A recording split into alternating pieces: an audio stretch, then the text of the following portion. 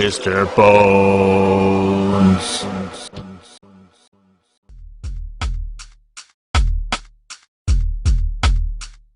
I'd buy that for $1.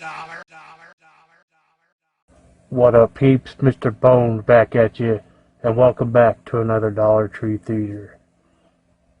And what we're talking about is 2018's Dark Was the Night. Directed by Joshua Leonard and written by Joshua Leonard and Rebecca Lohman, starring Marissa Tomei as Margaret Lang, Timothy Oliphant as Stephen Lang, Charlie Plummer as Marcus Lang, Emily Robinson as Tracy, and Nick Dodani as Seamus.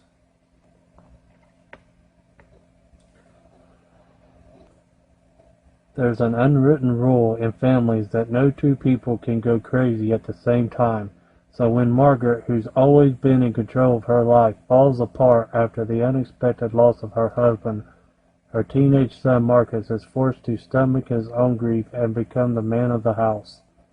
After hitting bottom, Margaret scrambles to find the strength to be a mother again, following Marcus into the deep woods where he has gone to seek solace.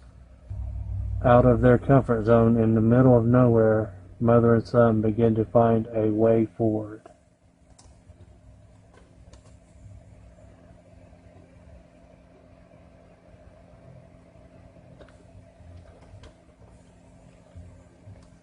"2018's Dark Was the Night."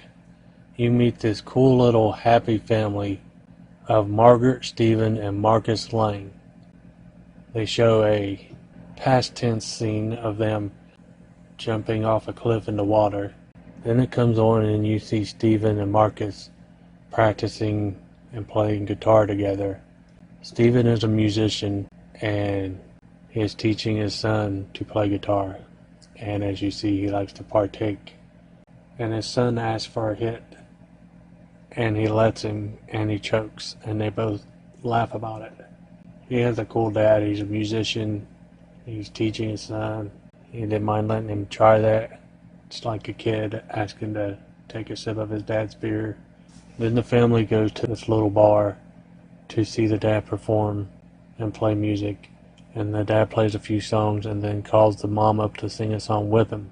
And they're having a good time. And then as they leave, they see a couple they know where the man is jerking around on the woman's arm and, abusing her.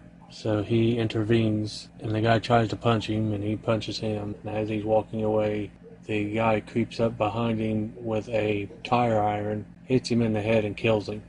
So the rest of the movie is watching Charlie Plummer and Marissa Tomei's character, the mother and the son, grief over losing the father and coping with it. The mother, Margaret, gets up for a late night snack or just to find more liquor because she has fell into alcoholism of a steady diet of vodka, and she finds Marcus sitting on the floor eating peanut butter and crackers. And she says, "Oh, you're hungry? Of course you're hungry. Let me make you some eggs. Oh, the carton's empty. How about some cereal?" And he says, "No milk." And offers him something else. I forget what it was, but he said no bread. And like I said, she's always drinking, and there's a weird scene where she just comes in while he's trying to sleep and says, "I remember you and your father was playing guitar. He would want you to continue practicing. Here, play guitar. Just play guitar." So they're both trying to deal. Marcus is hanging out with his friends, acting up a bit. He's got a look on his face here. I don't know if he's been drinking or smoking weed or what. And his friends are goofing off on the skateboard, and there's this funny scene where this stupid guy keeps showing up all the time, aggravating him. The brother of the guy that killed his father, I believe, and keeps saying, "I'm sorry," and blah, blah, blah, and he's tired of hearing it. And his funny friend, Seamus, sneaks up behind him and starts pissing on his pants leg, and then they take off running. And then they go to eat at the local diner, and his mother just staggers in and invites herself and just starts talking to him and knocking stuff over and embarrassing him. And he has to get her up and walk her out and take her home. She wants to drink all the time, so it's left up to a 16-year-old to man up and try to be the man of the house and clean the dishes and pay the bills, make car payments. And then there's this awkward scene where he comes home, brings her something to eat, and finds her sick and throwing up in the toilet, and he kneels down to try to console her. And all of a sudden she's saying, I love you so much and I miss you so much, and she tries to make out with her son, which freaks him out. He jumps up and says, what the fuck? And says, fuck you, and leaves the house. And he's staying with his friend Seamus until he starts acting out and smoking in Seamus's mother's house, and he doesn't like that, so he asks him to leave. And then there's this scene where he's acting out of character and hanging out with more risque girls than usual, and hurts this little girl's feelings that likes him. Meanwhile, his mother is in AA meetings and trying to get her shit straight, and she shows up where he's staying with his friend who would bring him a suit for the upcoming trial for that guy who killed his father. And he says, I don't want to go to that. If I see that guy, I'll probably fucking kill him. But then he decides to go to the trial and carves like a wooden shank out of a wooden clothes hanger to try to sneak it in and kill the guy. And before he goes to the girl's house to apologize. Shows up at the courthouse, tells his mom he loves her. It's like he's trying to, tell everyone he cares about them before he does something and gets put away himself.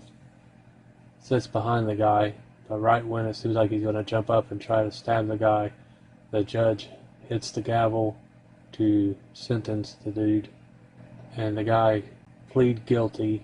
He knew he was guilty and turns around and apologizes to the family, but a little too late.